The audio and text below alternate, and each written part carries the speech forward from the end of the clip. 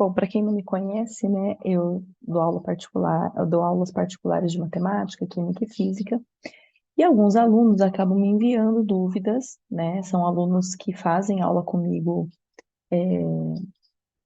ao longo do ano, eles fazem já um acompanhamento e às vezes estão estudando, precisam resolver um exercício, e eu estava com um pouco de dificuldade de conseguir atender todos fora do horário, né, do nosso atendimento, da nossa aula. Então, eu resolvi gravar alguns vídeos dos assuntos que eles estão precisando, né, do assunto que eles têm dificuldade.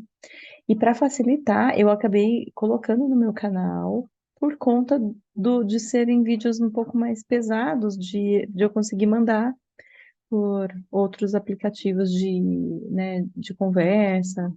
Então, acabou facilitando. Uma dúvida muito comum é como resolver raiz de 300, por exemplo.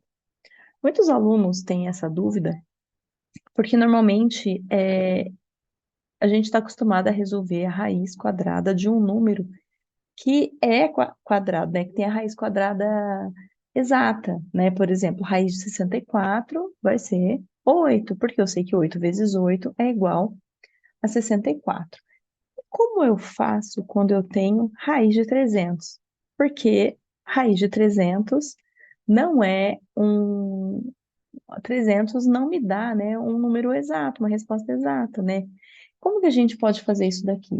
Existem duas maneiras principais que os alunos, né, de ensino fundamental 2 costumam resolver.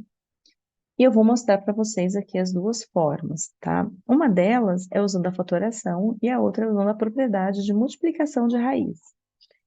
Então, a primeira que eu vou usar é a propriedade da multiplicação de raiz. Quando eu tenho uma raiz de 300, por exemplo, eu posso escrever esta raiz da seguinte forma: raiz de 3 vezes 100, porque eu continuo tendo 300 aqui dentro da minha raiz. E aí eu posso aplicar uma propriedade que é o seguinte: raiz de 3 que multiplica raiz de 100. Nesse caso aqui, eu posso, né, fazer a multiplicação da raiz de 3 vezes raiz de 100 e eu volto até a raiz de 300. E aí o 100, nós sabemos que a raiz de 100 é igual a 10. Então, eu vou ter aqui o quê? 10 raiz de 3. Porque o 3 eu não tenho raiz exata, eu deixo ele dentro da raiz. Essa é uma das formas de resolver. E nesse caso aqui, a gente consegue aplicar essa propriedade porque eu tenho um número que é múltiplo de 100. E aí eu consigo, né, calcular para a raiz de 100, que é 10, e eu acabo tendo uma resposta de uma forma mais rápida. Uma outra forma que vocês podem usar é a fatoração, que normalmente vocês usam bastante essa, porque os professores querem avaliar, inclusive, se vocês estão lembrando quais são os números primos, como que eu posso escrever um número como multiplicação de fatores primos, né, e assim por diante. Então, lá para o sétimo e oitavo ano, normalmente os professores pedem para que os alunos façam a fatoração. E como que seria essa fatoração? Para fatorar esse número 300, eu vou fazer aqui do ladinho, olha, como que eu faço essa fatoração?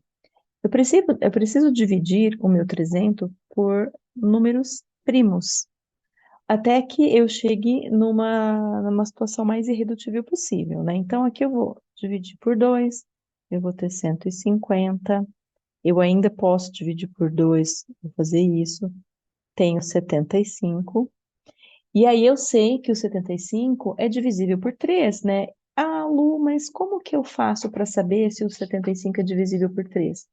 Para eu saber se o número é divisível por 3, eu preciso somar estes dois algarismos e o resultado dele precisa ser divisível por 3. Então, 7 mais 5 dá 12, 12 é divisível por 3, então 75 também é. E eu vou ter como resposta 25, que não é mais divisível por 3. Então, eu lembro do meu próximo número primo, que eu consiga dividir o 25, no caso é 5.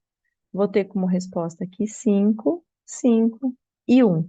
Então, veja, eu tenho aqui, olha, 2 ao quadrado, 5 ao quadrado e 3. Então, eu posso escrever a raiz de 300 como uma raiz de uma multiplicação de fatores primos, que seria 2 ao quadrado vezes 3 vezes 5 ao quadrado.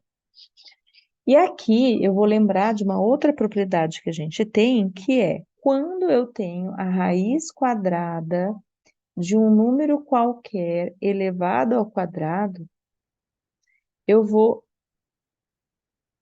cancelar eu vou resolver esse meu número quadrado com a raiz. Então, a minha resposta vai ser o próprio A.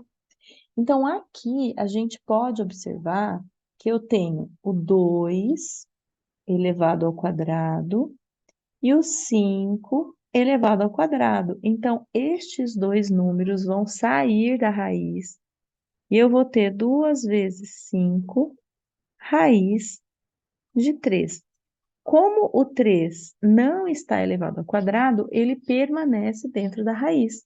E aí, 2 vezes 5 dá 10 raiz de 3, como a gente tinha encontrado aqui. Então, olha só, eu tenho essas duas formas para resolver este exercício. Obviamente que nesse caso aqui, essa primeira maneira foi muito mais fácil, né? Mas veja, aqui ela foi possível, eu consegui visualizar rapidamente, porque o 300 é um número que é múltiplo de 100. Então, eu posso imaginar qual é o número que está multiplicando por 100, porque 100 é um número que eu tenho a raiz exata, que vale 10. Se eu tivesse, por exemplo, raiz de 298, por exemplo, eu já não conseguiria usar né, eu não conseguiria ter essa percepção rápida, usando aqui no caso 100, e eu teria que fazer uma fatoração.